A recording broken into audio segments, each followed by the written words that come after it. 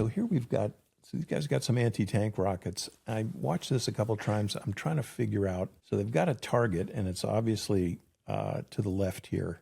Well, here's something. There's two drones up there right now, and the next time you flick back there, okay, so they cut it. Now see their puffs of smoke. So somebody downed them. See, you got two puffs of smoke where the drones were. We didn't see who downed them, but somebody did.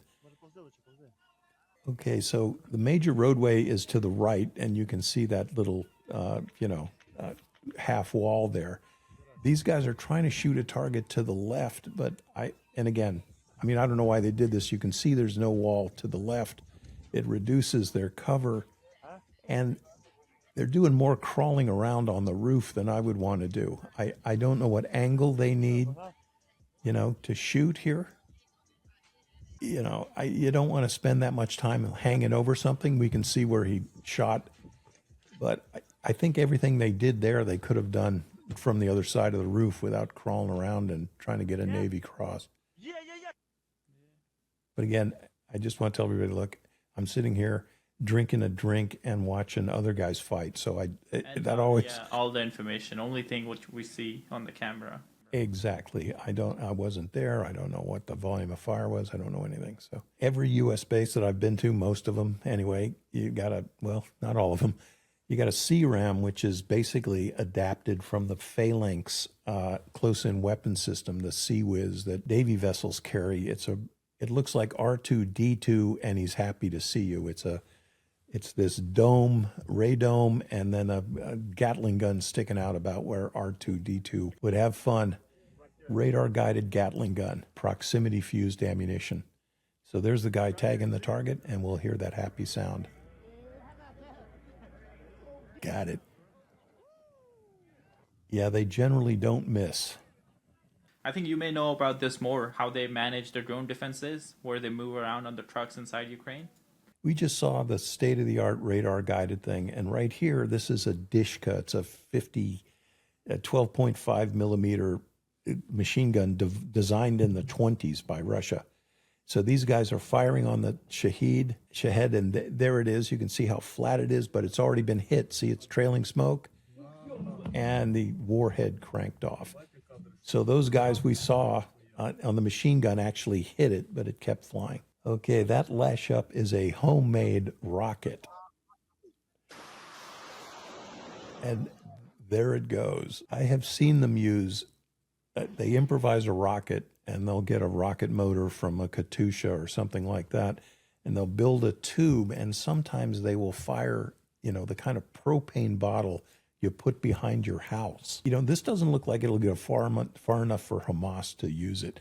I bet this thing only went like 300 yards, but they will often shoot propane, and so it's not a high brisance explosion, but it makes a huge fireball.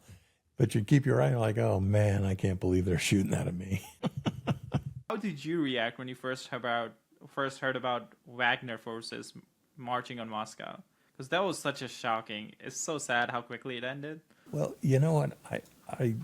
I covered that at the Kyiv Post with Jason Smart in real time. It was predicated on a lot of tension between Wagner and the Russian army. And that was because no one in the Russian army wanted to see Wagner, come in and save the day in Bakhmut. So they were literally not giving them ammunition, not giving them fire support. That drove Prigozhin out of his mind. And look, the guy has an 8th grade education. So he somehow thought he somehow thought that he was going to go to Washington and go to Moscow rather and set the world straight. He wasn't thinking any farther than that. But the most important thing to me was he drove down to Rostov-on-Don and then took off for Moscow, which is like driving from Jacksonville, Florida to Washington, D.C., right? And nobody stopped him. Not he could have one kept person. going. That's the issue. Yeah, nobody got in front of him. Now, you see his vehicles are stopped here, but it's not they're because... moving, I think. Oh, no, they're stopped. Yeah, but look, and a couple of times the Russian Air Force or aviation units attacked. So we're going to see two state-of-the-art Ka-52 Russian attack helicopters engaging this column. Right. and it's not going to go very well. Okay, stop it right there for a second, Sam. Okay, if you see the smoke cloud over in the left, that helicopter that is descending now has already been hit. We didn't see it, but that puff is where this Ka-52 got hit. And they're squirting another man pads at it, which is going to follow the helicopter down. But that helicopter's doomed right now. This guy, takes off and squirts his flares, and that just goes in. What's interesting is the K-51 actually has ejection seats. So these guys were probably killed when the first man pads hit. Yeah, 2 people did die in the Wagner mutiny. Russian Air Force pilots. Yeah. So, but here's the thing. These helicopters, they made attack runs, but nobody resisted him. And so, look, it's over for Putin. I mean, it is.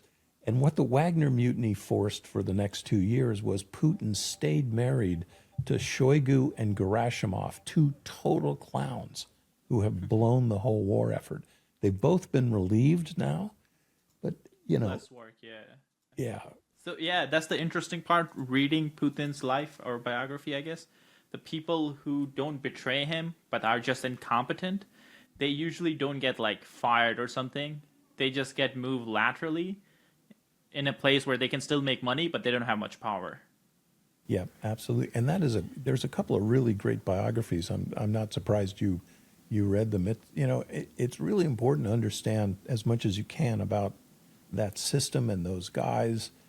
And remember, so after this, and Prigozhin sort of called off, okay, they stopped. He allegedly went to Belarus, but Putin had 38 face-to-face meetings with Prigozhin before he shot his airliner down.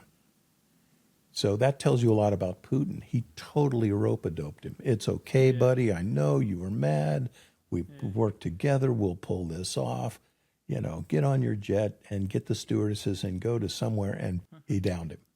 Right? That's the way Putin works. Which one is your favorite book on Putin? Oh, God, I've read a couple of them.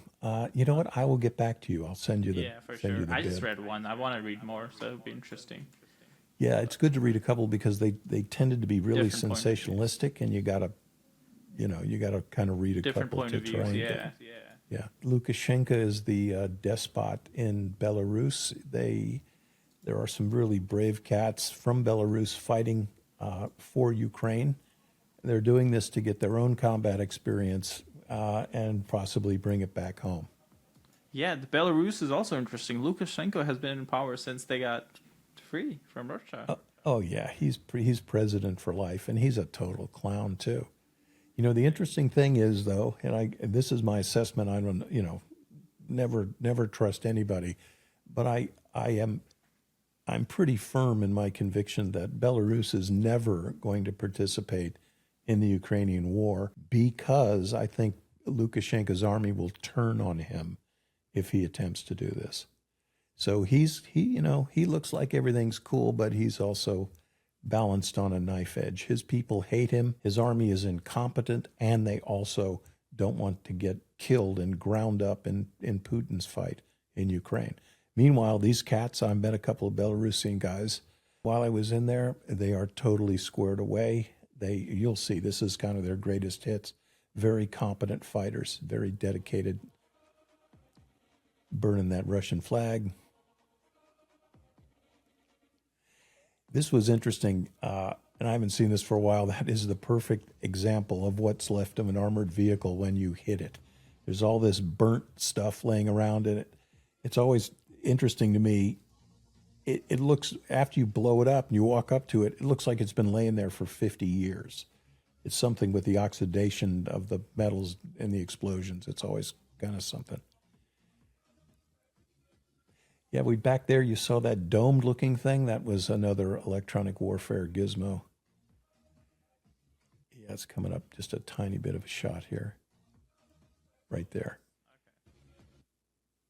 We were traveling near the front. We had electronic warfare gear as well, but we decided most of the time not to use it so we'd look as unimportant as possible. right? We had this beat up old truck that was from the UK. It was right-hand drive, and we'd come up to a checkpoint, and all the Ukrainians knew if they saw a right-hand drive vehicle, it was from the UK, and you were on the team. So just the vehicle itself was kind of cool. So is Ukraine not right-hand drive? I thought everything outside US was right-hand. Meaning that the steering wheel is over on the right side instead of the left side. Is Ukraine left? No, Ukraine is. Or Russia? Only the UK and Australia and a couple other places drive. Some islands in the Caribbean.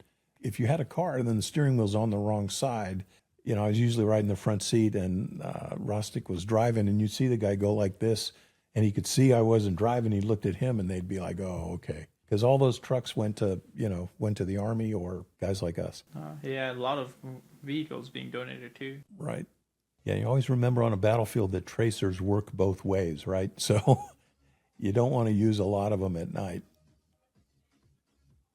So here we have another one of these trench fights, which I'm happy to say I've never been in a trench fight. I don't think I'd like it. The war footage in the reaction you just watched was one of many videos that we record every single week here at Basics Insider. Our goal is to keep you guys informed and share the reality of Ukraine's heroic fight against Russia. We invite many experts like the former Navy SEAL Chuck Farr, who you just watched. But the problem with posting a lot of these war footage is that, well, YouTube guidelines don't really allow us to post them here uncensored. YouTube often restricts our videos or sometimes even outright deletes it. That's why you saw a lot of blurred and censored footage in this clip. So, to be able to show you full uncensored videos, we built our own platform. This is where you can watch these videos in full length, 100% uncensored. That way we can show you the reality of the war and learn from army experts who have real life experience.